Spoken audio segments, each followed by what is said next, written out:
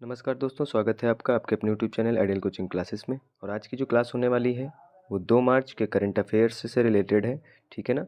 तो लिखा है कि यहाँ आज के प्रमुख करंट अफेयर्स की जानकारी दी जा रही है, जिन्हें आप नीचे दिए गए बिंदुओं में दे सकते हैं। नीचे तो नहीं, लेकिन स्लाइड ओपन होगी बगल में, हम उस पर देखेंगे। ठीक है।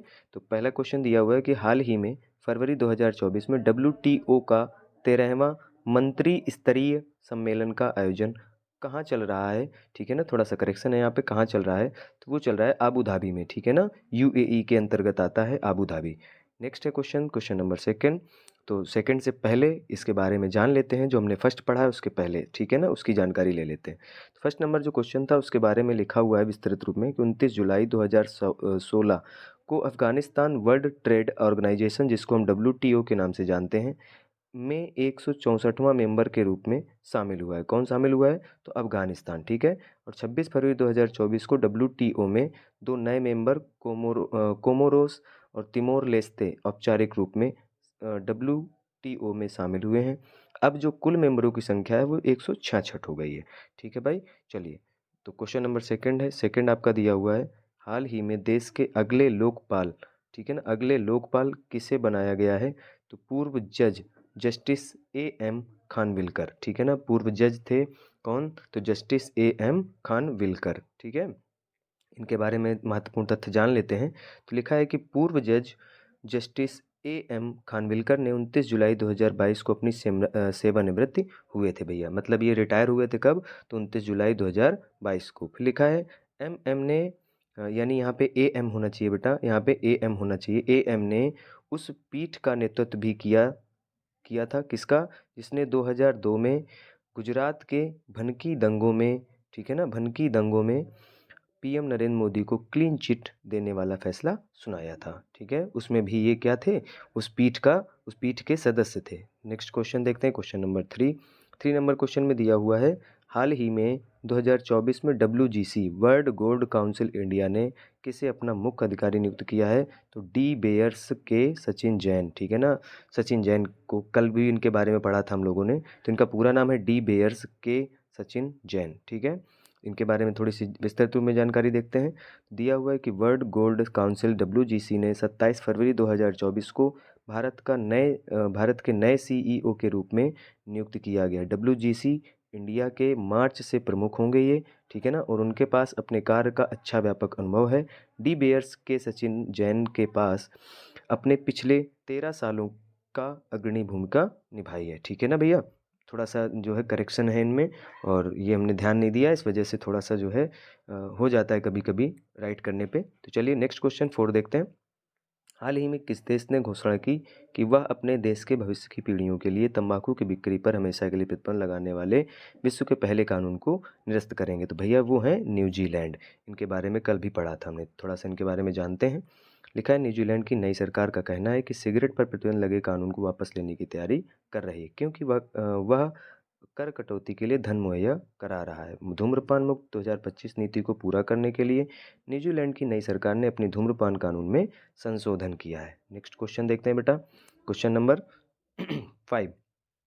5 नंबर क्वेश्चन में दिया हुआ है, प्रतिवर्ष राष्ट्रीय विज्ञान दिवस, भैया नेशनल साइंस डे, ये कब मनाया जाता है? तो भाई 28 फरवरी को नेशनल साइंस डे मनाया जाता है।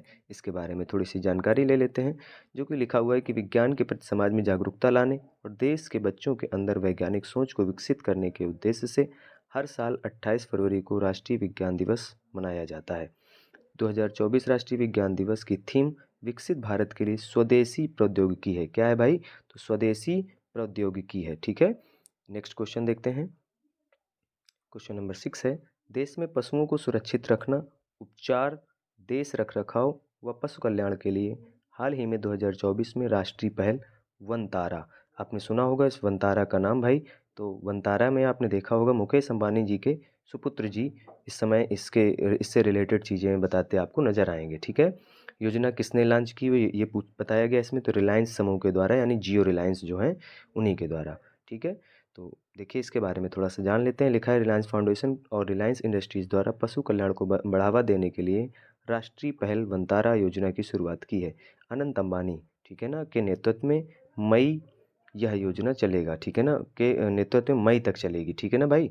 नेक्स्ट देखते हैं, नेक्स्ट क्वेश्चन है अपने पास, हाल ही में केंद्रीय पर्यावरण के एक रिपोर्ट के अनुसार पिछले 4 सालों में तेंदुओं की संख्या में कितनी वृद्धि हुई है? तो भाई 400 से अधिक हुई है, ठीक है ना?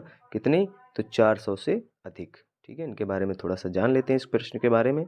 तो दिया गया है कि केंद्रीय पर्यावरण मंत्री भूपेंद्र यादव ने तेंदुओं की बढ़ती संख्या का रिपोर्ट जारी किया है और इस रिपोर्ट के मुताबिक 400 से अधिक तेंदुओं की संख्या में पिछले 4 साल यानी 2018 से 22 में हुई है, ठीक है ना?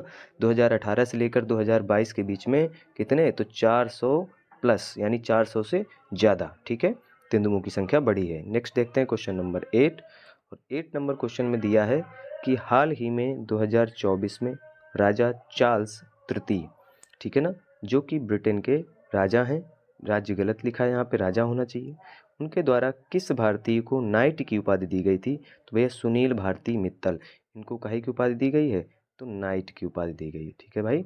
इस बारे में थोड़ा सा जो महत्वपूर्ण तथ्य है वो पढ़ लेते हैं। तो इसमें दिया हुआ है कि भारत और ब्रिटेन के बीच व्यापारिक संबंधों को मजबूती प्रदान करने में उनके योगदान के लिए भारतीय इंटरप्राइजेस के संस्थापक और अध्यक्ष सुनील भारती मित्तल, ठीक है ना, को राजा चार्ल्स तृतीय द्वारा नाइटहुड की उपाधि दी गई है, ठीक है ना? इनको पूरा नाम इसका क्या दिया गया बेटा? इनको नाइटहुड का।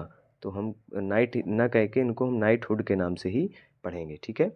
नेक्स्ट देखेंगे क्वेश्चन नंबर 9 जो कि हमारे बीच में लिखा हुआ है। 9 नंबर क्वेश्चन में कह रहा है कि हाल ही में विश्व की पहली भारतीय पंचांग यानी समय गणना प्रणाली पर आधारित विक्रमादित्य वैदिक घड़ी का अनावरण कहाँ किया जाएगा? तो भाई उज्जैन में, उज्जैन, ठीक है ना? ये कहाँ है? तो ये मध्य प्रदेश में है। और अगर केवल वैदिक घड़ी के बारे में भी पूछे तब भी हमारा जो जवाब होगा वो उज्जैन होगा, जो कि हमारा किस में है? वैदिक यहाँ पे होना चाहिए, ठीक है? एमपी में है, मध्य प्रदेश में, ठीक है भाई? और इससे जुड़ा जो तथ्य है उसके बारे में जानकारी ले लेते हैं और पढ़ते हैं। लिखा हुआ है कि आज के समय में भी विश्व भर में उज्जैन से निर्धारित और प्रसारित समय का पालन किया जाता है, ठीक है भाई? तो कहाँ से समय प्रसारित होता है? तो उज्जैन से ही होता है। मध्य प्रदेश के शहर उज्जैन में प्रधानमंत्री नरेंद्र मोदी वैदिक घड़ी का अनावरण करेंगे। कौन करेगा अगर पूछा जाए? तो नरेंद्र मोदी करेंगे। कहाँ किया जाएगा? तो भाई उज्जैन में किया जाएगा, जो कि कहाँ है? एमपी में है, मध्य प्रदेश में है, ठीक है? नेक्स्ट क्वेश्चन देखते हैं और ये आपका आखिरी प्रश्न है इस सेशन का, इस वीडियो का, प्रश्न नंबर 10, ठीक है भाई? तो लास्ट प्रश्न पढ़ने से पहले अगर आप लोग नए हैं इस चैनल में तो चैनल को सब्सक्राइब और वीडियो को लाइक ज़रूर करें अगर अच्छा लगा हो तो। इसी तरीके के आपको और भी वीडियो मिलेंगे, इससे हमको प्रेरणा भी मिलती है, ठीक है? तो चलिए देखते हैं। लिखा है, हाल ही में भारत के गृह मंत्री श्री अमित शाह ने स्वामी नारायण मेडिकल कॉलेज का उद्घाटन कहाँ किया? ठीक है, तो गांधीनगर यानी गुजरात में जो गांधीनगर है उसमें इसका उद्घाटन हुआ। इसके बारे में कुछ तथ्य जान लेते हैं। तो तथ्य क्या है? गुजरात के गांधीनगर स्थित कलोल में गृह मंत्री अमित शाह ने श्री स्वामी नारायण विश्व मंगल गुरुकुल के नए medical college Swami Narayan institute of medical science and research का उद्घाटन किया, ठीक है भाई? तो अगर सभी को वीडियो अच्छा लगा हो, पसंद आया हो, तो भाई हम चाहेंगे कि वीडियो को लाइक करें और चैनल को सब्सक्राइब करें, ठीक है? और चैनल में जुड़े रहने के लिए, पूरा वीडियो देखने के लिए आपको बहुत बहुत धन्यवाद, ठीक है? मिलते हैं नेक्स्ट वीडियो में शिव मंगल और उत्साह के साथ में। तब तक के लिए सभी को जय हिंद, जय भारत।